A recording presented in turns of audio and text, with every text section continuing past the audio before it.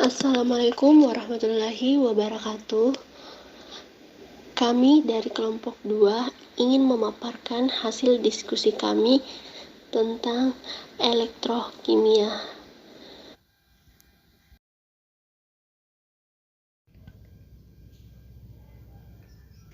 Sebelum itu, izinkan saya selaku moderator untuk memperkenalkan anggota kelompok kami. Yang pertama, Astrid Nindya. Yang kedua, Juni Asriani. Yang ketiga, Nur Aisyah Rahmadani. Yang keempat, Meliana Sondah. Yang kelima, saya sendiri, Sri Wahyuni Borahimah. Dan yang keenam, Hasriani. Untuk itu, saya memohon kepada teman-teman sekalian untuk menyimak dan mendengarkan diskusi kami. Elektrokimia mempelajari hubungan antara reaksi kimia dengan energi listrik. Sel di mana reaksi kimia menghasilkan arus listrik dikenal sebagai sel galvani atau sel volta. Sebaliknya, sel di mana arus listrik mengakibatkan reaksi kimia disebut sel elektrolisis. Suatu sel elektrokimia terdiri atas 2 elektroda dan suatu elektrolit. Reaksi yang terjadi pada sel elektrokimia adalah sebagai berikut. Yang pertama, pada anoda terjadi reaksi oksidasi, dan yang kedua, pada katoda terjadi reaksi reduksi. Pada sel elektrolisis, anoda adalah elektroda positif, dan katoda adalah elektroda negatif. Sedangkan pada sel volta atau galvani, anoda adalah elektroda negatif, dan katoda adalah elektroda positif. Notasi sel. Simbol yang digunakan sebagai notasi sel dalam elektrokimia menurut konvensi internasional yaitu 1. Garis vertikal adalah simbol antarmuka terminal padat dan larutan dan tanda yang sama digunakan untuk partisi berpori. Yang kedua, 2 garis vertikal adalah jembatan garam yang contohnya Zn, Zn2+, Cu2+, Cu elektrode sama dengan plus 1,10 V. Yang reaksi selnya Zn tambah 2 Cu2+, yang menghasilkan reaksi Zn2+, tambah Cu.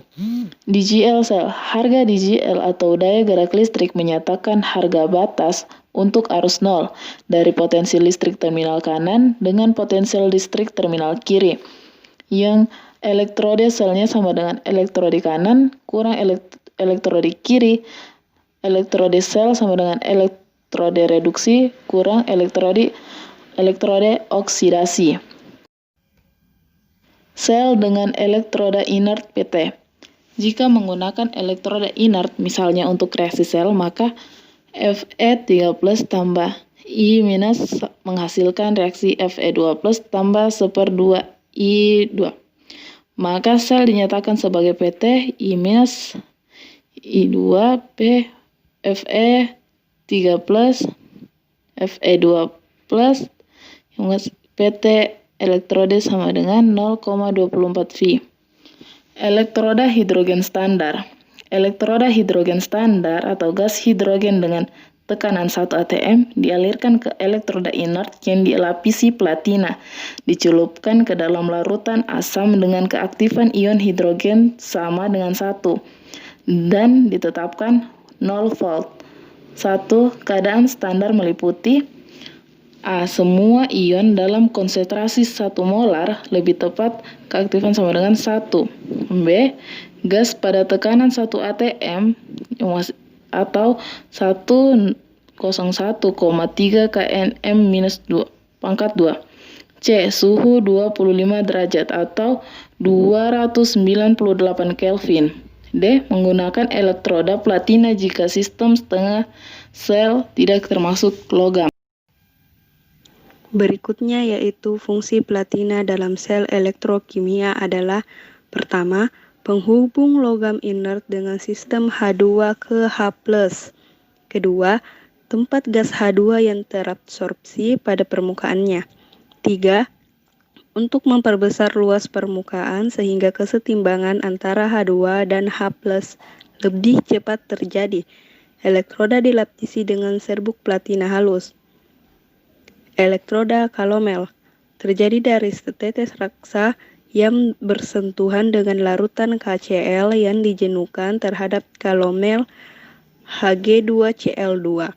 Biasanya digunakan 3 macam konsentrasi, yakni 0,1 m atau molar, 1 molar, dan jenuh. Jenuh yaitu 1/2 merkuri klorida ditambah elektron bereaksi merkuri ditambah klorin minus, elektroda sama dengan plus 0,2412 volt. Yang kedua, 1 molar sama dengan 1/2 merkuri klorida ditambah elektron bereaksi G ditambah klorin min, elektroda sama dengan plus 0,2801 volt. Yang ketiga, 0,1 molar sama dengan 1/2 merkuri klorida ditambah elektron bereaksi merkuri ditambah Cl minus, elektroda sama dengan plus 0,3337 volt.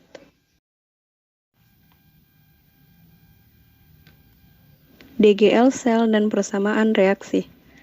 DGL standar untuk suatu sel sama dengan potensial elektroda standar elektroda kanan dikurangi dengan potensial elektroda standar elektroda kiri. Elektroda sel sama dengan elektroda kanan dikurang elektroda kiri. Contoh, CO2+ ditambah 2E bereaksi CO elektroda sama dengan min 0,277 volt. Ni2+ ditambah 2E bereaksi Ni elektroda sama dengan min 0,250 volt. Notasi sel yaitu CO2+ atau 1 molar, Ni2+ atau 1 molar, Ni. Reaksi sel CO ditambah Ni2+ bereaksi CO2+ ditambah Ni. Elektroda sel sama dengan elektroda kanan dikurang elektroda kiri, yaitu min 0,250 dikurang min 0,277 sama dengan plus 0,027 volt. Persamaan Nernst. Reaksi redoks dengan persamaan umum A ditambah B bereaksi C ditambah D.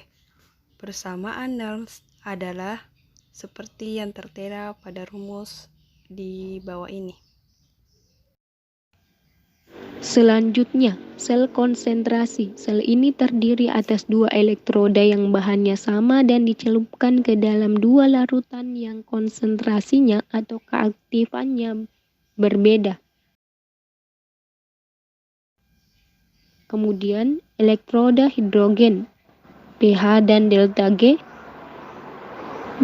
E derajat dari elektroda hidrogen bergantung pada konsentrasi larutan, yaitu pada pH. Jika pH pada kedua elektroda diukur pada 1 atm dan menurut perjanjian konsentrasi H+ standar sama dengan 1. Nilai energi bebas bakunya delta G derajat sama dengan min NFE derajat. Energi bebasnya delta G sama dengan min NFE. Kemudian jenis sel volta yang terbagi 2, yaitu sel primer misalnya sel Danil, sel konsentrasi sel dengan bilangan oksidasi berubah, sel baterai, sel bervoltase tetap, kemudian sel penyimpan, misalnya sel aki, sel Edison, sel nikat, sel bahan bakar, dan sel merkuri. Sel elektrolis untuk larutan garam NaCl, yaitu pertama, konsentrasi NaCl pekat, reaksi anoda plus 2Cl- bereaksi Cl2 ditambah 2 elektron. Reaksi katoda atau min, 2H2O ditambah 2E bereaksi H2 ditambah 2OH-, yaitu reaksi sel 2Cl- ditambah 2H2O bereaksi Cl2 ditambah H2 ditambah 2OH-. Kedua, konsentrasi NaCl encer, reaksi anoda plus 2H2O bereaksi O2 ditambah 4H+ ditambah 4E. Reaksi katoda atau min, 4H2O ditambah 4E bereaksi 2H2 ditambah 4OH-, yaitu reaksi sel 6H2O bereaksi 2H2 ditambah O2 ditambah 4H+ tambah 4OH-. Baik, langsung saja kita masuk ke pembahasan selanjutnya, yaitu jika elektroda berbeda. Nah, di sini elektroda iner atau yang biasa disebut tidak aktif, contoh elektrolisisnya yaitu larutan Na2S4. Reaksi yang terjadi pada anoda, 2H2O menghasilkan O2 tambah 4H+ tambah 4 elektron. Reaksi yang terjadi pada katoda, 4H2O tambah 4 elektron menghasilkan 2H2 tambah OH-, 4 OH-. Sedangkan reaksi yang terjadi pada sel, 6H2O menghasilkan 2H2 tambah O2 tambah 4H+ tambah 4 OH. Selanjutnya elektroda tidak iner. Contoh elektrolisis larutannya yaitu CuSO4 dengan Cu sebagai anoda. Reaksi yang terjadi pada anoda, H2O menghasilkan 1/2 O2 tambah 2H+ tambah 2 elektron. Reaksi katoda, Cu2+ tambah 2 elektron menghasilkan Cu. Sedangkan reaksi sel, H2O tambah Cu2+ menghasilkan 1/2 O2 tambah 2H+ tambah Cu.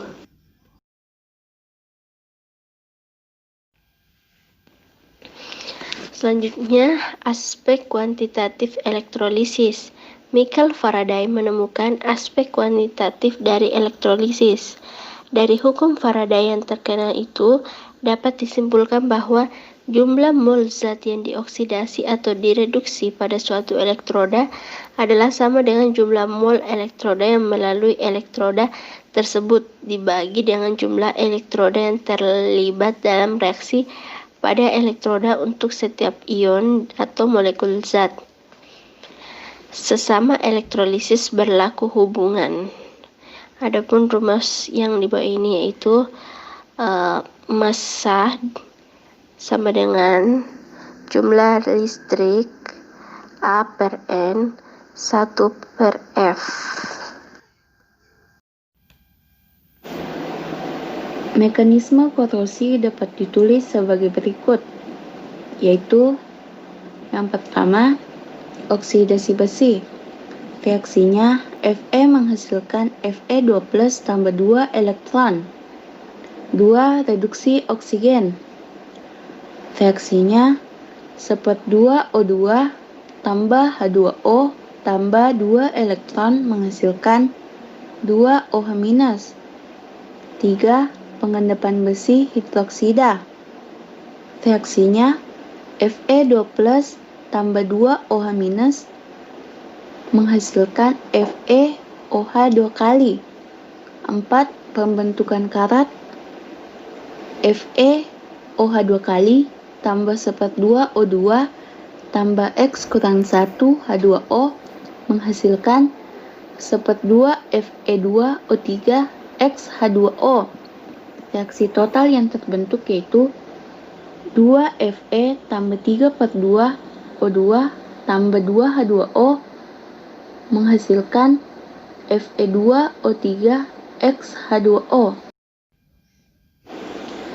Cara mencegah korrosi yaitu yang pertama, mengontrol atmosfer, yaitu mengurangi konsentrasi O2 dan H2 pada permukaan besi. 2. Mencet, yaitu menutupi permukaan besi. 3. Melapisi dengan jalan, menutupi permukaan besi dengan minyak dan lemak.